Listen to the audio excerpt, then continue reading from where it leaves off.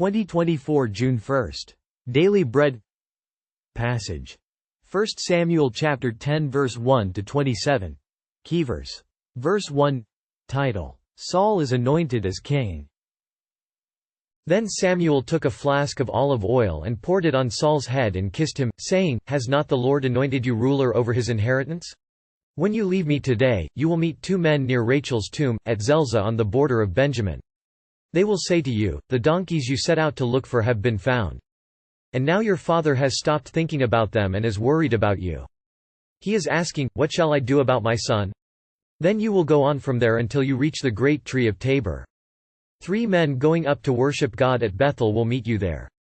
One will be carrying 3 young goats, another 3 loaves of bread, and another a skin of wine. They will greet you and offer you 2 loaves of bread, which you will accept from them. After that you will go to Gibeah of God, where there is a Philistine outpost. As you approach the town, you will meet a procession of prophets coming down from the high place with lyres, timbrels, pipes and harps being played before them, and they will be prophesying. The Spirit of the Lord will come powerfully upon you, and you will prophesy with them, and you will be changed into a different person. Once these signs are fulfilled, do whatever your hand finds to do, for God is with you. Go down ahead of me to Gilgal. I will surely come down to you to sacrifice burnt offerings and fellowship offerings, but you must wait 7 days until I come to you and tell you what you are to do." As Saul turned to leave Samuel, God changed Saul's heart, and all these signs were fulfilled that day. When he and his servant arrived at Gibeah, a procession of prophets met him, the Spirit of God came powerfully upon him, and he joined in their prophesying. When all those who had formerly known him saw him prophesying with the prophets, they asked each other, What is this that has happened to the son of Kish? Is Saul also among the prophets? A man who lived there answered, And who is their father? So it became a saying, Is Saul also among the prophets? After Saul stopped prophesying, he went to the high place. Now Saul's uncle asked him and his servant, Where have you been? Looking for the donkeys, he said. But when we saw they were not to be found, we went to Samuel. Saul's uncle said, Tell me what Samuel said to you. Saul replied, He assured us that the donkeys had been found. But he did not tell his uncle what Samuel had said about the kingship. Samuel summoned the people of Israel to the Lord at Mizpah.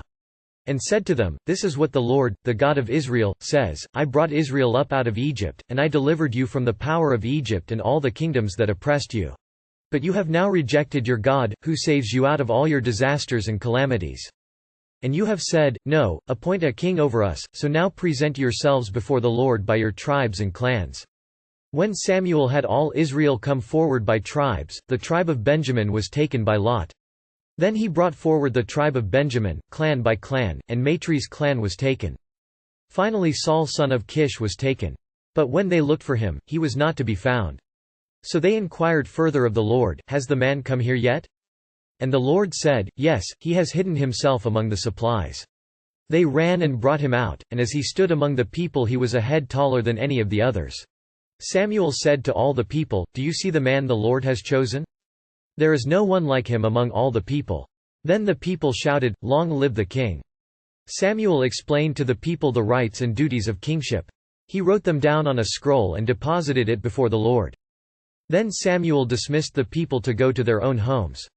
Saul also went to his home in Gibeah, accompanied by valiant men whose hearts God had touched. But some scoundrels said, How can this fellow save us? They despised him and brought him no gifts. But Saul kept silent. When Samuel called Saul to be alone with him, Samuel anointed Saul as a king by pouring oil on his head and kissing him. Saul was provided with signs to understand that it was indeed the will of God. Samuel told him that he would hear about the donkeys, would be greeted by worshippers of God who would offer him bread, and then the Spirit would come upon him to prophesy with a procession of prophets. These were the signs for him to know that God was with him. Then Saul experienced the signs, and with a changed heart, he prophesied with the prophets. And as it seemed he was obeying Samuel's words, he kept it to himself. Yet when Samuel called the people of Israel to assemble, Saul was hiding, and had to be brought out. This man had every human quality to be a king and even received the blessing of the Spirit. Yet, he did not recognize the presence of the Lord in his life. Are you called to serve the Lord and the people? It is not who you are that matters. God has chosen you to serve Him and He will be with you. Prayer. Father, thank you for calling me as your servant. I have nothing to boast. But I trust you to guide me to serve you to do your will. One word. For God is with you.